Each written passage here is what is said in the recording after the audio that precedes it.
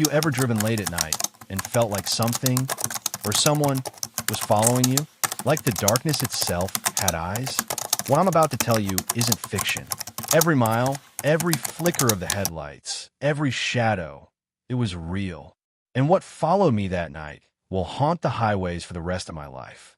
If you value your safety, if you value your sanity, don't ever drive alone after midnight. I had always considered myself a confident driver.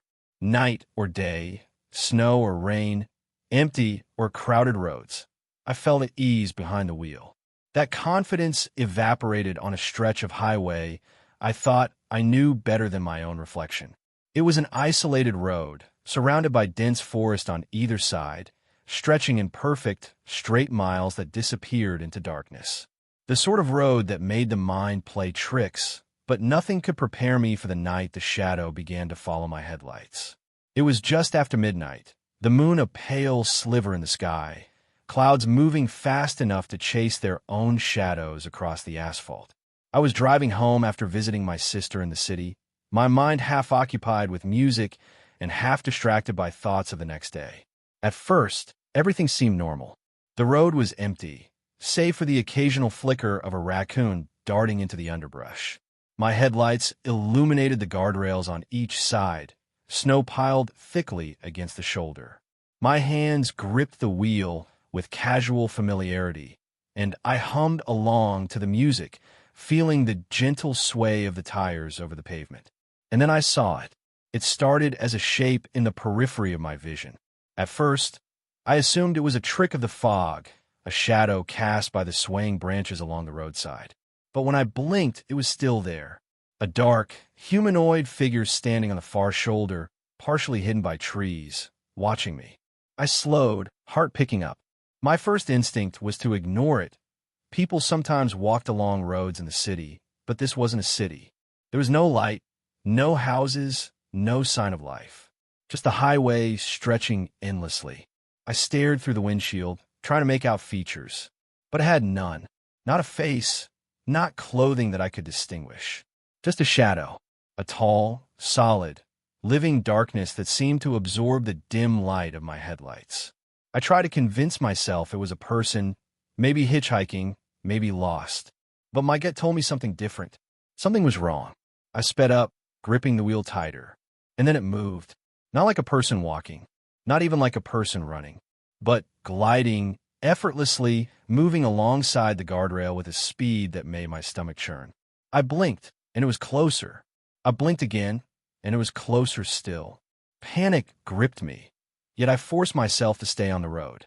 My mind raced, trying to rationalize what I was seeing. Shadows in the fog, fatigue, exhaustion, a trick of the eyes. But deep down, I knew the truth. The shadow was following me. The next stretch of the road was curving slightly to the left, and my headlights cut through the mist. That's when I saw it fully. The shadow had no face, no eyes, no nose, no mouth. Just a smooth, featureless blackness where a human head should have been. And it tilted its head toward me. I slammed on the brakes. My car skidded slightly on the wet asphalt. For a second, the shadow paused, as if curious, and then it sped up, moving faster than the car. My hands were white-knuckled, fingers trembling on the wheel. I realized with a sickening clarity that it didn't need the road. It didn't need the tires. It moved with the air itself, sliding across the pavement like a predator testing the limits of prey. I floored the gas pedal. The speedometer climbed.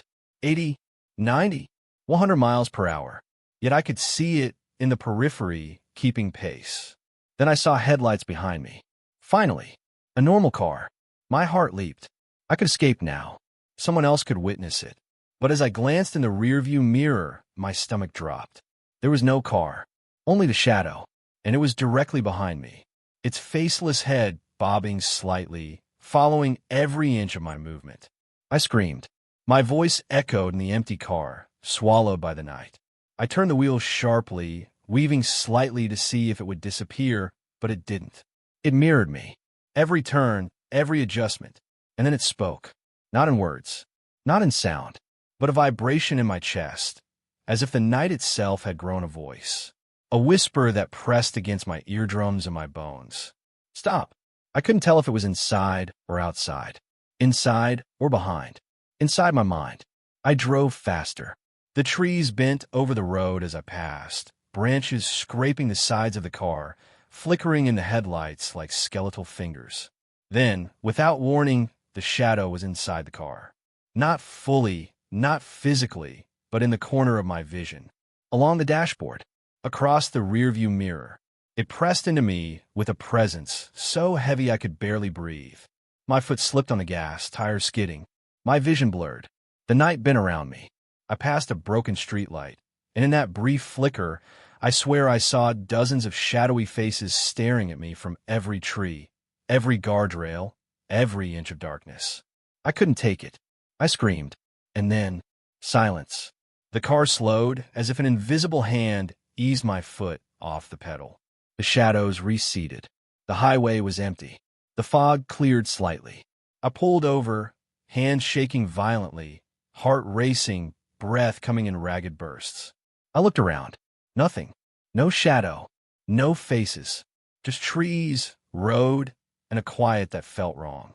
When I finally reached home, I tried to convince myself it was exhaustion, lack of sleep, stress, anything.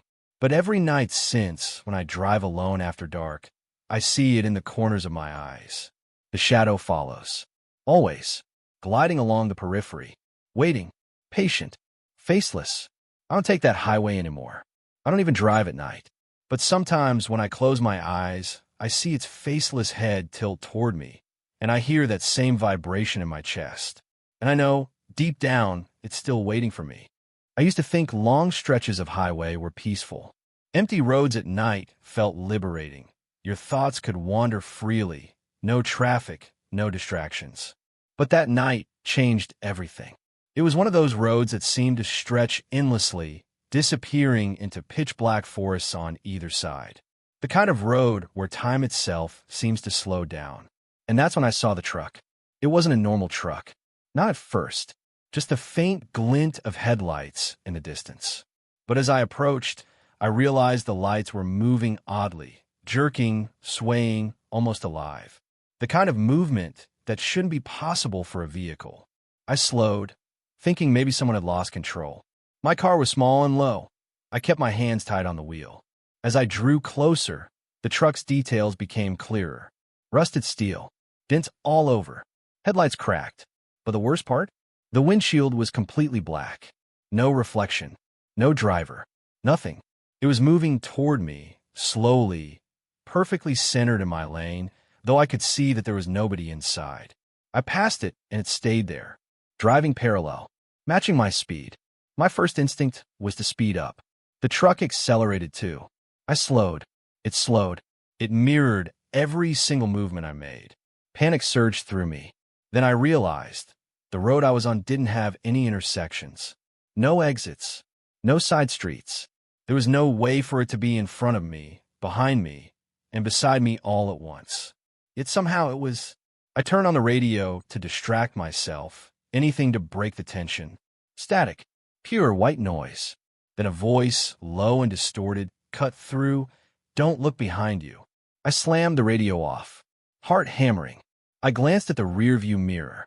Of course, nothing was there. But then, through the corner of my eye, I saw the truck again.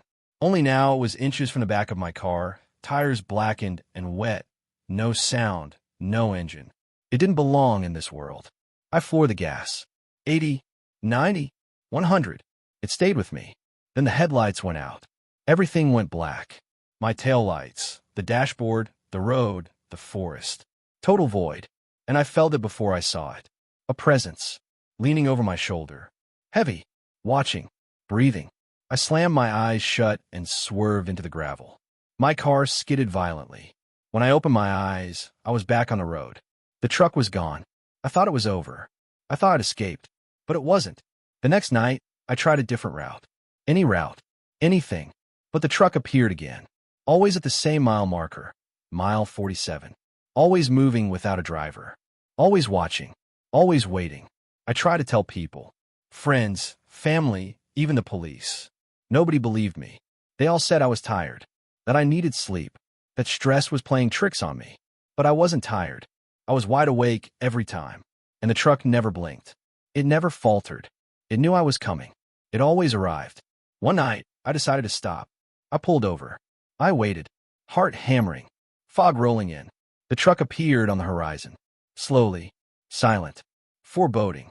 I stepped out of the car, trembling, and then I saw it. Its windshield was no longer empty. A face, pale, hollow, eyes black, void-like, staring at me. Mouth twisted in a grin that defied human anatomy. I turned and ran. Into the forest. The sound of crunching leaves behind me. The truck didn't move. It followed, somehow, without tires, without motion, just existing in the space I occupied. I made it to a small town. Neon signs, people, normalcy. I thought I was safe. But later, when I looked in the rearview mirror, I saw it parked on the roadside, headlights flicking on and off. No driver. Waiting. Watching. I quit driving at night after that. I quit traveling altogether. But sometimes on quiet roads far from civilization, I think I see it. From the corner of my eye. The truck on the empty mile. Waiting. Always waiting.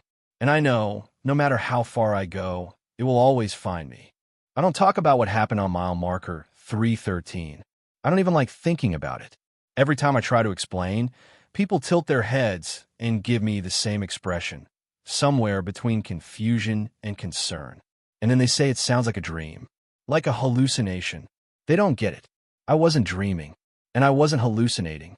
I was wide awake the entire time. It started on the night of November 18th, cold, crisp, with a thin layer of frost over the asphalt. I was driving back from a late work shift in another town, listening to quiet drone music to keep myself calm and awake. The stretch of road I was on was long and empty, a lonely two-lane highway surrounded by forest and rolling hills on both sides. I had taken this highway hundreds of times before, but that night, something was wrong. Something fell off. Not immediately, not obviously, just a quiet shift in the atmosphere, like the air pressure dropped slightly. It started with a sign, a plain, metal green sign on the right shoulder, catching my headlights. Mile marker 313.